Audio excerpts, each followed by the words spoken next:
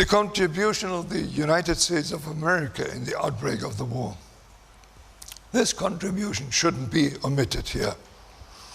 When in World War I, the risk of defeat of the Russian Empire was imminent, and thereby a victory of Germany not improbable anymore, the USA intervened in the European war in support of Great Britain and France. The USA didn't want to lose their enormous war loans to both countries should they be defeated. The war loans to the Western Allies added together to the twofold of the national annual budget of the USA. At that time, England, France, and Germany were worn out and ripe for a compromise peace on equal terms. But that didn't occur now. What followed instead was the German defeat, the disaster of Versailles, the separation of nearly 30 million European citizens from their home countries, the destabilization of Germany, the Third Reich, Hitler, and the Second World War. Towards the end of World War I, US President Wilson promised Germany and the Habsburg Empire a peace of reconciliation with his famous 14 points offer. Prior to the ceasefire, these 14 points, moreover, had been mutually confirmed as binding for both sides by 5 note exchanges between Germany and the USA.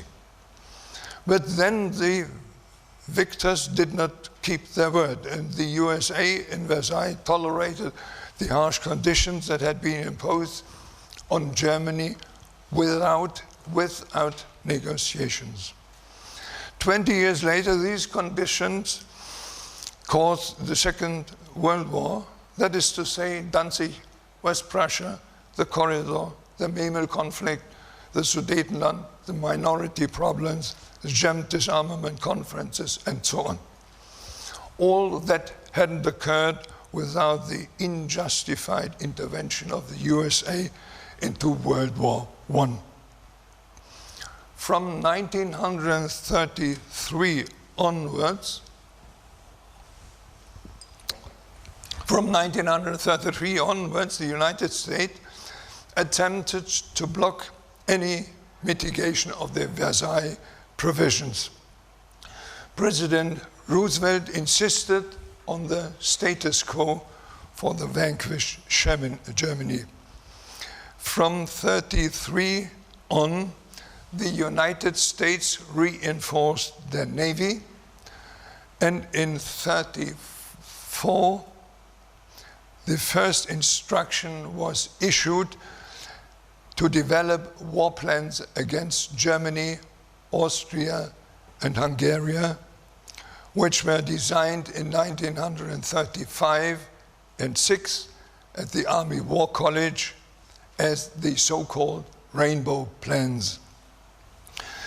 Interestingly, the US ambassador to London, Joseph Kennedy, in December 1945, looked back to his time in London and said, neither the French nor the British would have made Poland a cause of war if it hadn't been for the constant needling from Washington. The United States of America apparently were the warmongers in the background.